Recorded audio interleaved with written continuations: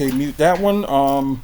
This may end up being, like a the best damn show you guys have ever tuned in for in your lives. Sorry. That's how you support your family. That's what I'm on about. Everybody did this. If they did subscribe, please, thank you. Please,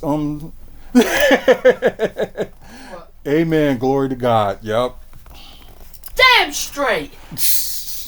You get on there, you subscribe, you like, you support this content.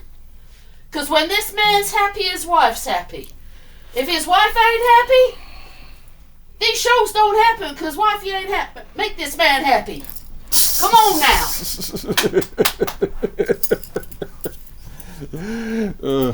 You might want to tell them that your wife's batshit crazy. Just saying. I think they heard you and they did listen. But anyway, thanks y'all for subscribing, and maybe I should do that. I should have my own wife, speak out like every time I do a video. I swear I or live video. Preacher, don't I? Yeah, you do. Okay, we're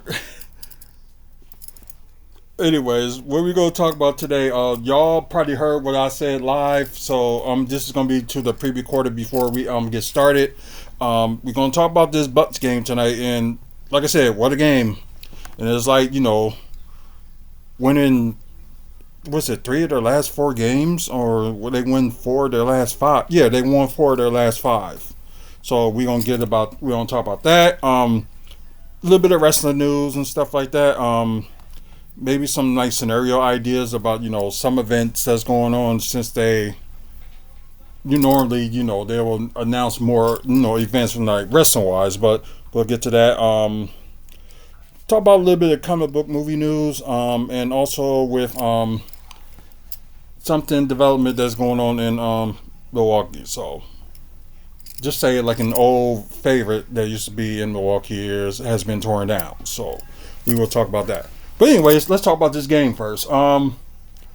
Actually, we're talking about basketball. So the Bucks defeated the Chicago Bulls. That I-94 rivalry they have. Thank you, John.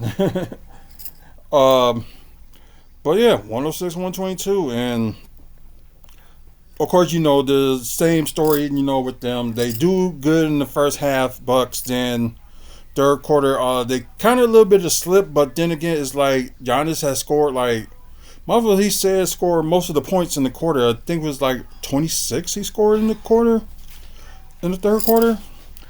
But yeah, that, and that the same like routine with the fourth quarter. At least the fourth quarter got a little bit better, and they finally got some scoring from the bench. Seems like they've been getting some scoring off the bench as of late. So.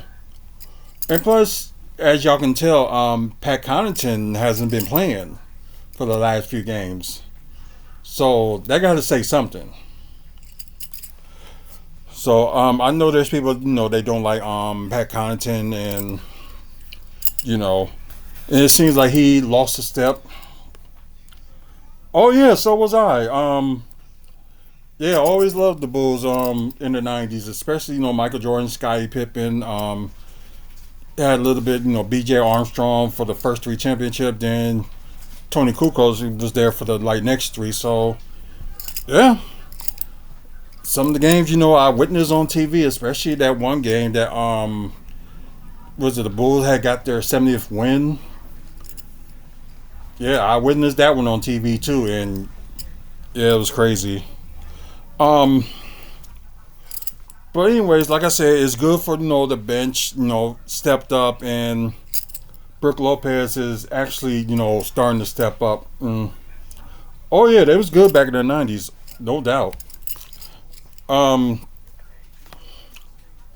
But anyways, sorry about that. But yeah, I guess, our issue would be is like, with Torrey in prison, like he's like on and off, and like, if you have using Andre Jackson Jr. as a defender and you only play him for like 14 minutes, like, come on now. play him a little bit more than that. But yeah, it's just like as long as you got your big three from the bench, like scoring is all good. So, all right, Libby. Oh yeah, the song by Seal, yeah. Lindy. But yeah, good bench. Still, kind of surprised a little bit, with a little bit better offensive rebounds. But we will get all the score in the games now. I will explain that in a second. But I'm gonna get to the quarter status, then we'll talk about the score on the other games. So just give me a second here. Let's talk about the quarter status about the Bucks and Bulls. Milwaukee Bucks led in Chicago in that first quarter, 36-30. Then second quarter, same thing. Bucks did have the lead, 33-27. Then the only quarter that the Bulls have won, and as I should say, the first quarter with the Bucks, the highest that they scored on the first quarter. And as for Bulls, I mean, the third quarter they scored the highest, and yeah, it was kind of like the same old story. But like I said, Giannis scored. I think he scored like 26 points in the quarter, and not much from the team. So I think if it wasn't for Giannis in that third quarter, this game probably would have been lost. But I'm saying they probably would have, make a little bit of comeback in the fourth quarter. But yeah, it's just that third quarter, kind of save us with the scoring of Giannis. Then, of course, the fourth quarter, you have Bucks leading. The lowest the Chicago has scored and the lowest the Bucks has scored, 16-24. Okay, now, I normally don't do this, but I'm going to do this early. And I probably will do it like one more time, so yeah. Let's see. I'm still surprised that the Pacers are on the, got a bad record right now. So I think they got a little bit of hangover from the Eastern Conference Finals. Right now they're losing to Houston 103-126 in the fourth quarter. Philly and Memphis. Yeah, that's not looking good for Philly. With 17 seconds left, 111-115. Memphis over them. This game's almost over as well. Portland to OKC. OKC in the lead, 105-97. Game that just started is on ESPN. Still like mid first quarter. The Knicks up 25 to Phoenix 16. Then you got Atlanta in the first quarter. They're losing to Golden State 17-29. Cleveland kind of bounced back from yesterday. They beat New Orleans 128-100. Okay, and Orlando didn't start playing yet, so they probably going to start in a bit. So that's all those games. Besides that, so let's get into the team status. We're gonna start with Chicago first.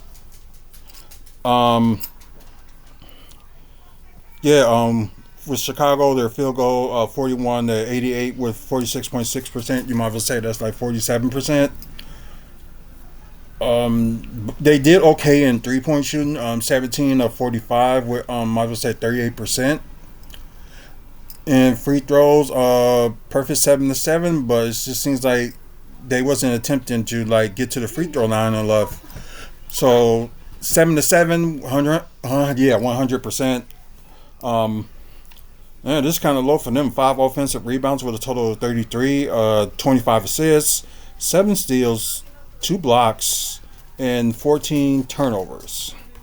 So now let's get started with the Bucks, their team status. So 44-80 with 55% from the field. 3-point shooting, kind of crazy, but then again you got Damian Lillard not having a good 3-point shooting night again. 13-36 with 36.1% from the 3. Yeah, we already know how the free throws is. 21 to 34 with might as well say that 68% from the free throw line. I'm glad they're doing better in offensive rebounds with 10, so that's a good sign. With a total of 45 rebounds, 30 assists. Like I said, I'm glad they're sharing the ball. 7 steals. Ouch, only 2 blocks, and not that bad on turnovers with 11. So yeah. Yep. Let's see. We're going to talk about player status. We're going to talk about, let's see. Well, Chicago's big four score at least 10 or more. So that's a good thing for them. Torrey Craig with 15 points, 1 block, 1 steal, 2 assists, 6 rebounds with 2 offensive rebounds, 3 of 7 from 3, and 6 of 10 from the field. Got Nikola Vujic, 14 points, 1 block, 3 steals, 6 assists, 6 rebounds with 1 offensive rebound, 2 of 7 from 3, and 6 of 15 from the field. Ooh. And got Cody White. Normally he will kill us in when he plays against the Bucks, but he has in this game. 14 points, 2 assists, 2 rebounds, 2 of 8 from 3, and 6 of 15 from the field. Zach LaVine, he kind of kept them into the game. Had a team high, 27 points, 6 assists, 5 rebounds, perfect 5 for 5 from the free throw, 4 or 7 from 3, and 9 to 15 from the field. Okay, we can talk about a little bit about their bench. I hate things like that popped up, but you can't even get it back up again. That's crazy. But anyways, you got Dalen Terry, so hopefully that I pronounced that name right. Led the Bulls bench with 10 points, 1 steal, 1 assist, 1 rebound, 2 of 2 from 3, and 4 or 5 from the field. And you have okay, I was going to read Javon Carter, but that wasn't him. A.O. Dausnu, so sorry if I botched that name. Had 8 points, 1 steal, 3 assists, 3 rebounds, 0-1 from 3, but 4 or 7 from the field. Let's see, let's go to Milwaukee.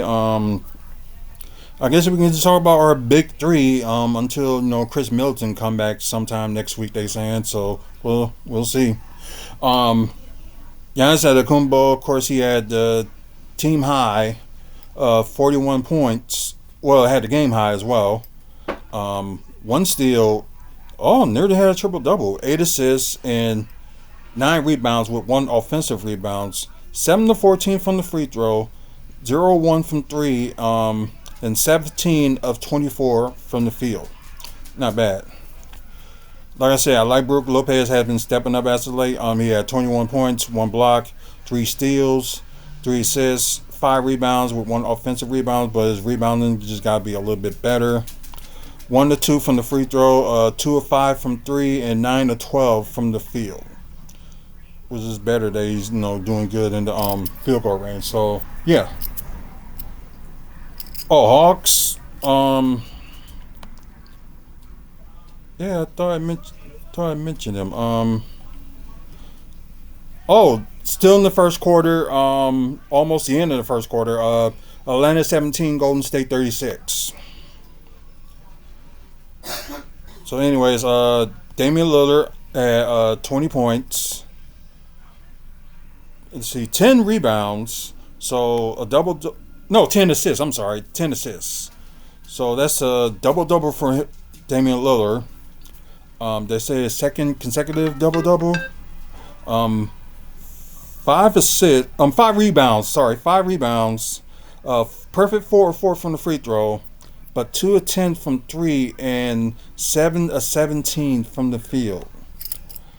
I think what Damian needs to work on, don't just automatically just go for the 3 right away. Maybe score a couple of 2-pointers, mid-range shots, then get the flow going, then start shooting 3s when you can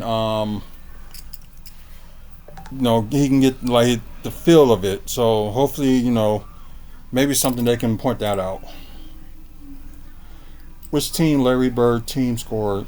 It depends what team. Is he as a player or as a coach? So yeah, you got to be specific. But anyways, their big three from the bench as a player, Boston Celtics. If you want to know about the Boston Celtics, they did not play today. They played yesterday. Like I said, now we talk about the bench. No problem. 8 points for Bobby Portis, 6 assists, so he's passing, so that's good news. 6 rebounds with 1 offensive rebound. Perfect 3 of 3 from the free throw, 1 of 3 from 3, and wow, only 2 of 6 from the field. So they really, body him today. But, still managed to, trying to contribute to the team. Then you got Gary Trent Jr. of 11 points, 6 rebounds with 1 offensive rebound, 2-2 from the free throw, 3 of 5 from 3, and 3 of 6 from the field. And you got AJ Green out of nowhere. Wow. Led the bench with 18 points, 1 block, 2 steals, 1 assist, 2 rebounds, 1 offensive rebound, 1 of 2 from the free throw, 5 of 7 from 3, and 6 of 9 from the field. Ain't that something? So, once again, final score 122-106. Milwaukee Bucks defeated the Chicago Bulls at home. How many players on the bench? It all depends because you got to count the the people they played, then other people from the bench. So if you want to be like technical for like how many people that's on the bench total for like player wise, it is about, let's see, you got the second unit, then you got the third unit, so that's 10. Then you got the three-way players, so that's the two-way players, I'm sorry, so that's 3. So total of 13. But I hate when that happens. When you try to look for it, you can't even get it. So we already know earlier last month, Bulls beat them 133-122, and you got the Bucks beating them today. Which that game, as y'all know, it was on ESPN earlier. The next game they play against the Bulls will be December 23rd, so 2 days before Christmas, and they will be in Chicago. So yeah, the next 2 games they play against the Bucks play against the Bulls, they both will be in Chicago. So yeah,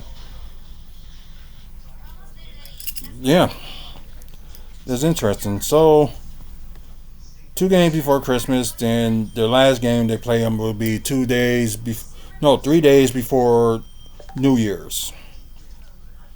So yeah, it's crazy. The next game will be a play-in game. They play against the Indiana Pacers, so the first time they play them this season. So that'd be another interesting thing.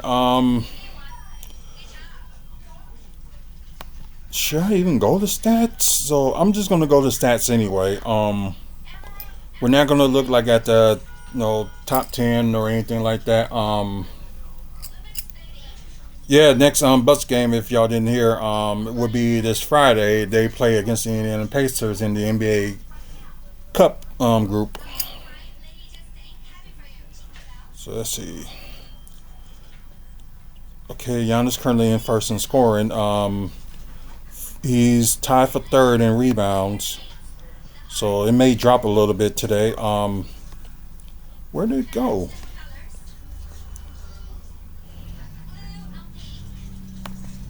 Oh, went back. And not kind of what we wanted. Oh, wow. Yeah, Brook Lopez moved up in blocks. Now he's second in the league with blocks. Yeah, it may drop a little bit, but we'll see. Yeah, otherwise that's probably like pretty much it. We're not gonna look at the top 10 and score anything like that. So let's look at standings before we move on to the next subject. How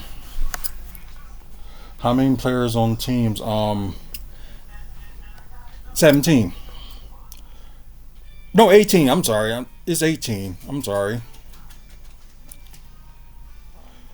So yeah, the 13, then yeah, 18. So 18 players on the team. One day it's going to end up being 20. So I don't know. I just got a gut feeling that it may end up being 20. Just put it that way. Anyways, Cleveland's in first, of course. Then you got Boston. Then you got Orlando. Then you got New York, Atlanta. So they, so them, so starting from the fifth seed, there'll be teams that's under 500. So got Atlanta. Then you got Miami. Then you got Detroit. Then you got the three-way tie now for Brooklyn, Indiana, and Milwaukee for the A spot. So yeah, it's easy there, climbing back up. So that's good news. Chicago Bulls, of course, they dropped because they lost. Then you got Charlotte. Then you got the teams that made it into a double-digit loss. You got Toronto. Got Washington. Then you got Philadelphia, which is last in the conference, and I think they're last in the league. Yeah, they're last in the league. Now go to the West. We got Golden State, and we got the Thunder, Lakers, Houston. Then you got Denver, Phoenix, Minnesota, Memphis. Then you got a three-way tie with Clippers, Kings, and Mavericks. Then you got teams that's under 500. You got the Spurs, the Trailblazers. Then, yeah, a lot of their players on the Pelicans are injured, so I feel sorry for them. And Utah is last in the Western Conference.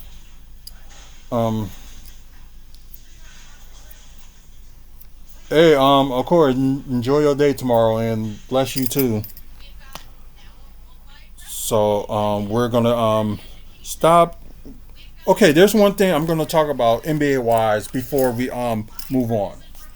So there's been rumors out there, and you've probably seen on some of these YouTube videos today, which part of me is not going to be surprised, but everybody know about Brooklyn situation that they're going to trade everybody, I guess, for them, to start over. Because they got like 4 first round picks, including ours, which we may end up getting it back if we're like from in the draft we are 1 through 4, so we may end up getting that one back. That's a possibility. But anyways, with Brooklyn, everybody was named. Well, people was naming. The Bucks were the big favorites to land Cam Thomas. So he's one of their high scoring guys. But they say he's kind of like a little bit lousy in defense. So like, I guess the game where I saw the Bucks play the Nets, it just didn't look all that. Well, his scoring is one thing. Just didn't pay much attention to the defense because Bucks at the time wasn't hitting their shots. So the trade thing they was mentioning, it'll be of course, Cam Jones, and they get the Nets second round pick for 2025 for, they said, Pat Connaughton. I know he was in that, and I think they said Gary Trent Jr. and the Bucks give up their 2031 first round pick. I say no. No, we're not going to do that. So And I did something. If y'all seen the video yesterday with WFSO reaction Buck video, could be posted like any second now if y'all watching the pre-recorded. So either already did or is going to. But anyways, I did like a package deal. So I did gave away Chris Middleton, and I think it was Majal Bochimp. I got rid of two for Nick Claxton, and I think it was one of their forwards, Trent Williams or something like that, but I can't even get the name right. But it was like a power forward, a 6'9" power forward. So I did try to do that, and the results of that was like they couldn't do anything until December 15th because that's where some of these contracts, they can't be moved. So, but otherwise, it was no issue there. But it was just the only issue was, they couldn't trade until December 15th.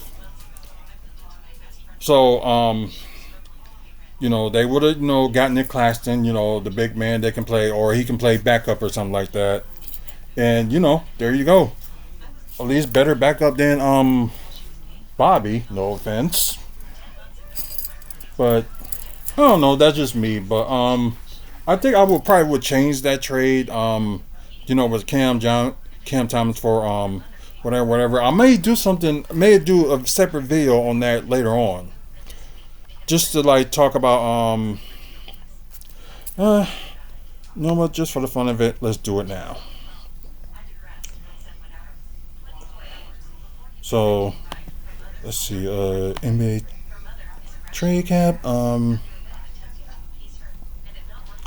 it's like the Bucks can't even trade like two players and stuff like that. For the people that have been trading using ESPN's trade machine, is not accurate.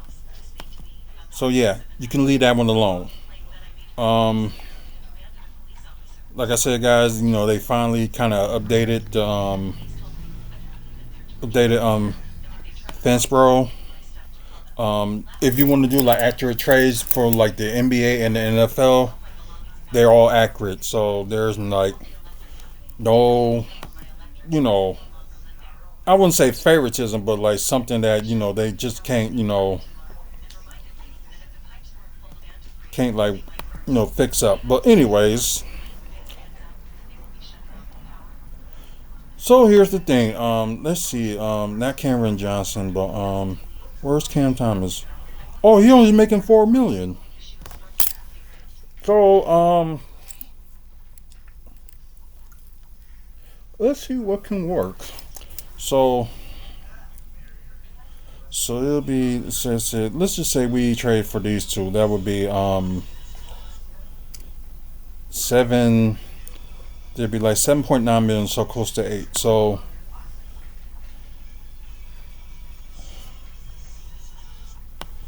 let's see.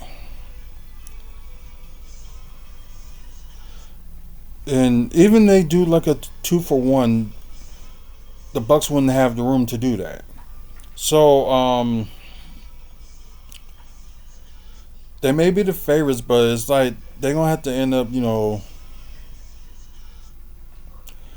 let's see, 2.7, 4.7. That still won't work. I don't know how it would work, but they would have to give the Nets maybe like at least 3 players. Then the players they get, they're probably gonna end up just releasing them and have them find like a new home. So that's the only thing I can think that they can do. Let's see.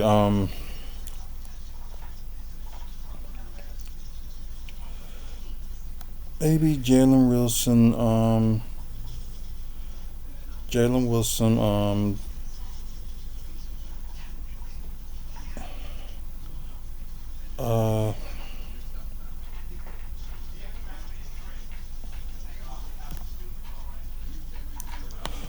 I don't know. I'm gonna try something, but it may not even work. So let's see if we can balance up like getting like 3 players. So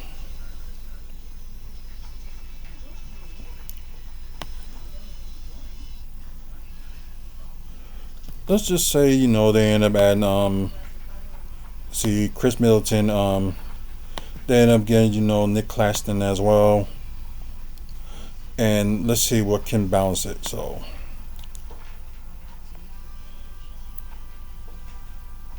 it probably would be 2 million, and they gotta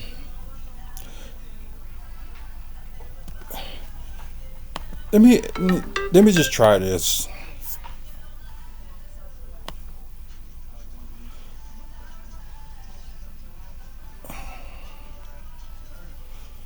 So let's do 2 for 2. So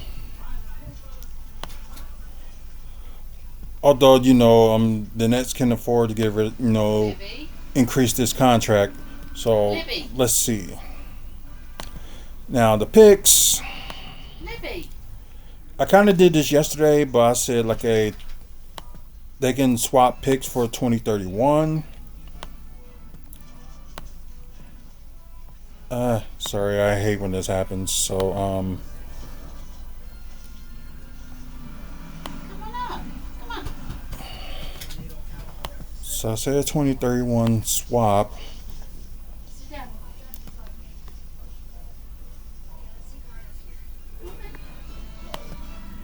Daisy, your phone. And they still would have, another 2031 pick, which would belong to the Knicks, but there's no protection on that one, so they still would be okay. Shh. Let's see, trade to the Bucks. Then,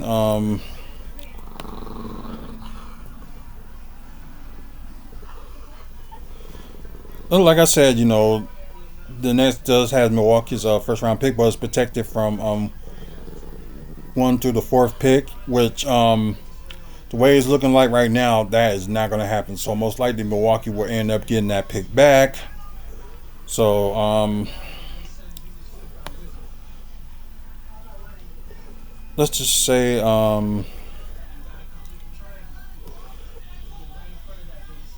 you can give them the Knicks 2027 first round pick. So now 2026, of course. They might get their 2025 back. It all depends. And you got 2027 from the Knicks. So at least you got something. So the only thing that doesn't look good right now, if they do that, is they don't have a 2029. I'm sorry, 2029 pick. Otherwise, they got so yeah, that's the only thing I can think that they would probably will work, but it probably will say it won't work because of, like I said, this Claxton cannot be traded until December 15th. So kind of figure that one, but more wins for the Bucks. The minutes, of course, is gonna have to be somewhat attractive, and excuse me, a little bit better offense, but way better defense. So, sorry, hiccups. So I was thinking maybe they can do something like that, but they would, they would have to probably wait until, December to next month to do something. So, of course, just wait till December 15th. There'll be some trades that probably be talking, but if something done sooner, then I wouldn't be surprised. So. I don't know, if you want to get them to and have it all work out, that would be the thing too. So you can just use it that way. And the Knicks can deal with Chris Middleton, and Chris Middleton does got a player option as well. So we'll just wait and see. Okay, now on to wrestling. So on AEW's site, they mentioned more dates for the end of the year through the beginning of next year, which is 2025. So as y'all see, they, and it seems like they're going through some smaller arenas, which most of the fans have been hoping for, that AEW would do something like that. So yeah, because deficit said majority of these are like very small arenas. Um, but as for if they when they come back to Milwaukee, they will probably have no choice but to use the UWM Panther Arena because it's a smaller arena than the Fiserv Forum. Because it only takes like only I think it's like 12,000. I think like 12,000 people, but it could be a little bit less than that. So I could be wrong. So yeah, let's see. No, nine. So I'm sorry, 9,000 because of the stage and stuff like that. So yeah, like UWM Panther Arena can probably only can take to 9,000. So it probably would be an exception to that. That the AEW can do that, but they really got to do something about having people like come to see them because like yeah, it's like a big issue, like not filling up crowds and stuff like that as of yet. So there's just something that just really got to change. Um, Wait, founded by CEO GM. Oh yeah, they really got to change that. So like it's good to have a young face for like being head of creators, but no, Tony Khan does not know anything about wrestling. He's just like the guy with the big check, and they should have like other people that like road agents and stuff. They gotta have somebody else that's be like head of creative. And general manager, he needs to lose that title to CEO. I can understand him being the CEO, but being the general manager and head of creative, no, that's got to change. That's really got to change. But anyways, y'all probably saw some of these dates. So if they like had a city near you, cool. But some of y'all that's like watching the live, I'm gonna read them to you. December 18th is in DC with the Entertainment and Sports Arena. Of course, they got the Hammerstein Ballroom for 3 days for Friday, December 20th for Ring of Honor pay-per-view, Final Battle. Then they got Collision shooting there and the special taping of AEW Dynamite there on Sunday, December 22nd. So that probably would be the Christmas Day episode, which I can understand them not doing anything for Christmas and giving them time off. So can understand that. New Year's Day is going to be AEW Dynamite Harrah's Cherokee Center in Asheville, North Carolina. January 4th, AEW Collision in Bojangles Coliseum in Charlotte, North Carolina. I'm sorry. The January 8th, AEW Dynamite F&M Bank Arena in Clarksville, Tennessee. Saturday, January 11th, AEW Collision going to Action 4 Arena in Athens, Georgia. And yeah, going to half of these cities is just like haven't even heard of. It's like I think the smart thing for them to do as well, like go to these like other like big cities, like Charlotte and New York and stuff like that. If you can find like small arenas like in them, then do them. Like you're just doing on some of these cities. It's like, what is this now? I don't know, but that's me. But anyways, Thursday, January 16th, special taping of AEW Collision in Broadbent Arena in Louisville, Kentucky. Wednesday, January 22nd, AEW Dynamite in Knoxville Coliseum in Knoxville, Tennessee. January 29th, AEW Dynamite in a special taping of Collision in the Parbis Arena in Huntsville, Alabama. Then you got Saturday, February 8th for AEW Collision for Fort Bend County at Epicenter in Houston. Lay down, you're fine. Okay, sorry, a little bit distracted. Then you got Tuesday, February 11th, special taping of AEW Dynamite at the Herb Center in Cedar Park, Texas. Like I said, why are they going to these other like cities, like some of these suburban cities, and they need to like go to like the main cities? That's just me. Wednesday, February 19th, Special AEW Dynamite and special taping of AEW Collision at Arizona Financial Theater in Phoenix. Wednesday, February 26th, AEW Dynamite and a special taping of AEW Collision in Frontway Arena in Oceanside, California. Yeah, just making for what they're making it seem like they probably gonna stop doing AEW Rampage,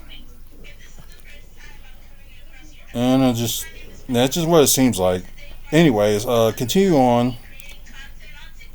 I already said February 26th, so in case you didn't, AEW Dynamite and AEW Collision will be at Fort Wayne, Front Wave Arena in Oceanside, California. Sunday, March 9th, of course,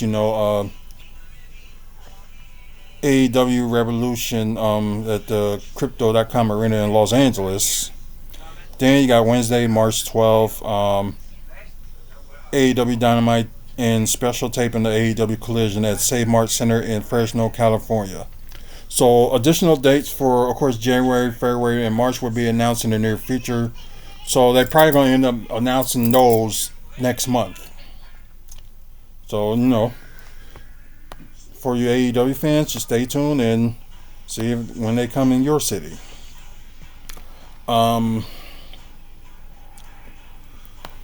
There's something I'm going to do. So, like more wrestling talk.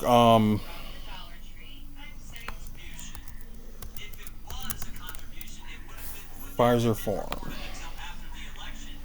Okay. So, of course, if y'all was at last Friday's SmackDown show in Milwaukee, normally for the past couple of shows, they didn't mention the next time that they was gonna be in town. Normally they do, but they haven't.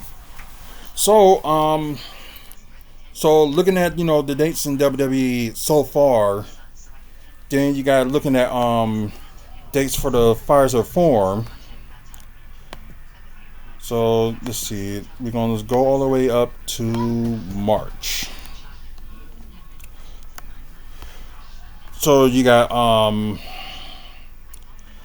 for Raw it'll be like March 3rd, but they already got March 7th, so it won't be a SmackDown because that's gonna be in Philadelphia. They didn't mention Raw for March 3rd or March 10th. They didn't mention those yet. So either March 10th or March 3rd, there's possibly could be a Raw or Monday Night Raw in Milwaukee. That's a possibility. But also, we're up for the bid for Money in the Bank 2025, and we just know that they placed the bid, and we don't know that much after that. So we're just thinking that there's a possibility that Milwaukee won that, and if they do, because I thought Money in the Bank normally would be like in July, but it may be in June this coming year. And all the shows, they might have maybe they have Friday Night SmackDown there, and they have Money in the Bank. Then they had NXT. So if they gonna bid for that, they're probably gonna want like all three shows there. So that's a possibility. And if get a show like in March as well, like for Raw, maybe on March 3rd or March 10th, that's a possibility. So I guess we just gotta stay tuned and wait for within the next few months.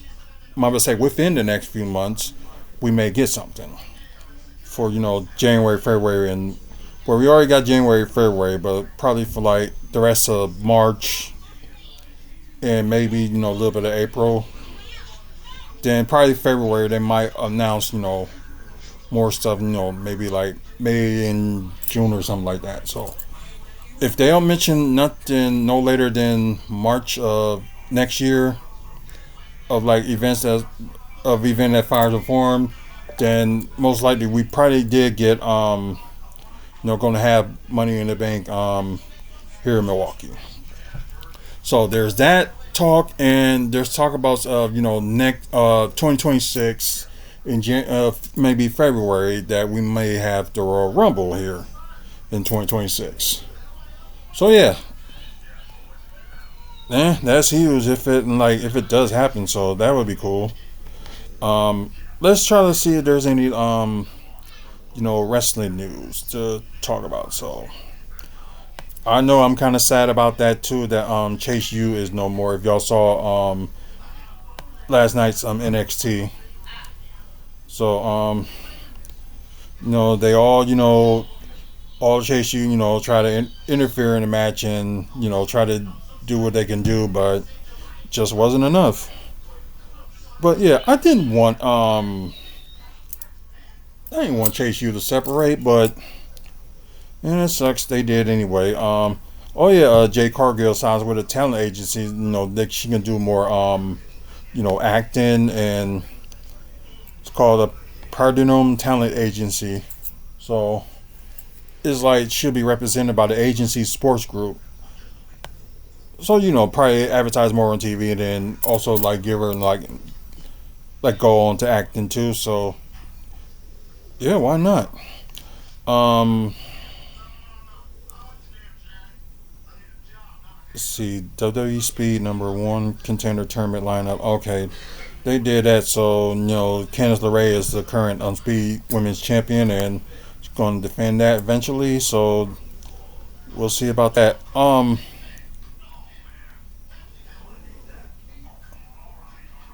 See if there's anything else good to.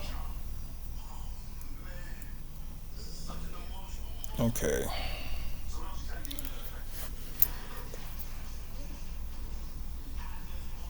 Tony Storm. Oh yeah, I'm thinking that this probably will be like a storyline with Tony Storm saying that she's done with wrestling, and she's still on the young side, so I don't know. But then again, some women in the like young age, some of them do retire, so that's a possibility.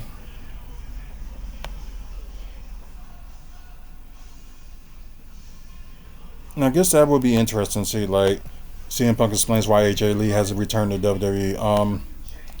Maybe she's done with that chapter, so you never know. Let's see.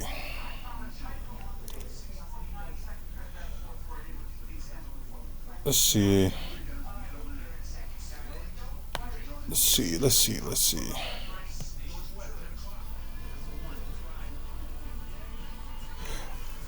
Oh yeah, it's a workload thing for okay. She does other things like writing a book, and I think she does some stuff with the TV show Heels, which is now on the Netflix. I know she's been doing that, and I think CM Punk has as well. But yeah.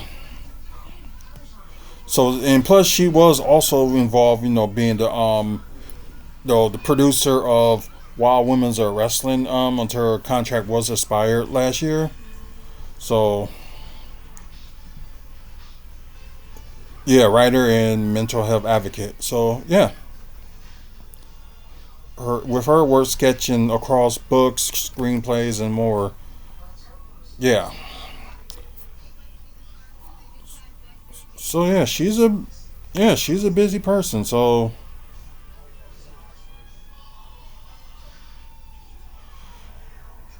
yeah, I kind of figured she would because although he doesn't seem so certain today, but he's saying that she's going to stay retired. Which I can understand, but some people may have that itching, and maybe okay, maybe I return, maybe do like one last run and have like a proper run. Shoot, I would. I don't know, but that's just me. Us wrestling fans can only wish and hope, and yeah, and I guess we got to understand how much touring at that time when she was in WWE was taking a toll on people, but now touring and stuff like that is going to be less and less. So maybe some people will like the schedule for WWE, which would be better. They only gonna have to go one show a week. If they like doing like some house shows and stuff like that, it probably will end most likely will be like end up overseas, or they'll do like their Christmas one to be like on tour for like Christmas and do house shows of that. So that's a possibility.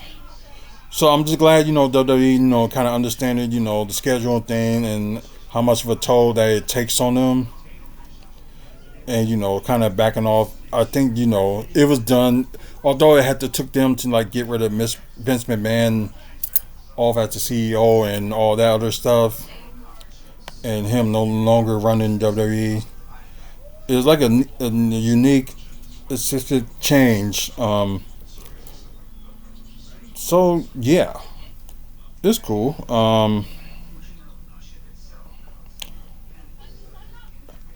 Trying to think. Pro Wrestling Noah has also now got to deal with NXT.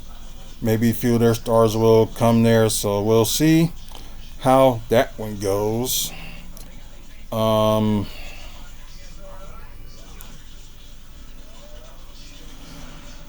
Was mainly just yeah,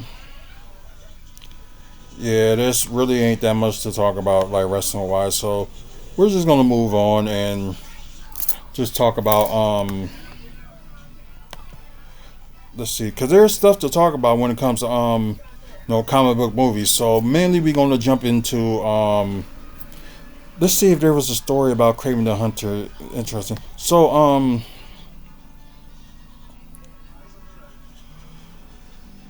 So yeah, we trying to follow this from like Deadpool holiday special.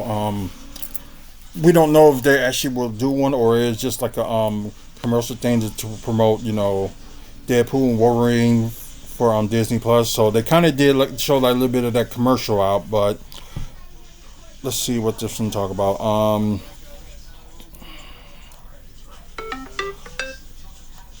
Okay.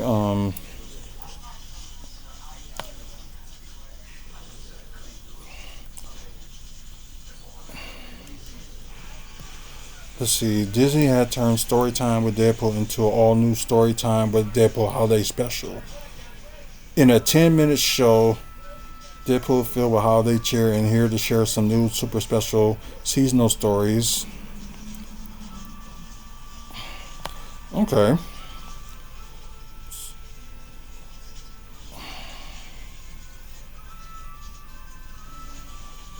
Let's see. I'm just reading this here, so it's mainly like kind of like a doing at the Disneyland resort. So that's what they talk about. So ain't nothing so yeah, ain't nothing like anything major.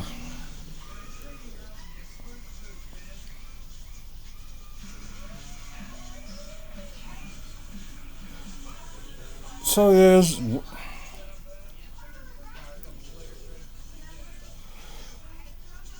so it's mainly gonna be at the Disneyland resort. So not nothing anything huge. So we thought it would be, but it's not. But if it was something they did like once upon a Deadpool or done something like that, but talk about Deadpool 3 or Deadpool and Wolverine, maybe you kind of get away with that. Let's see.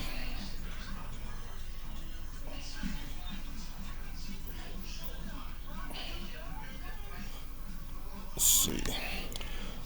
I guess what people probably be waiting for is like will all this like Kraven the Hunter, which comes out December 13th, will be connected to the so-called Spider-Man universe, which as for most of y'all will say that would be like an automatic fail.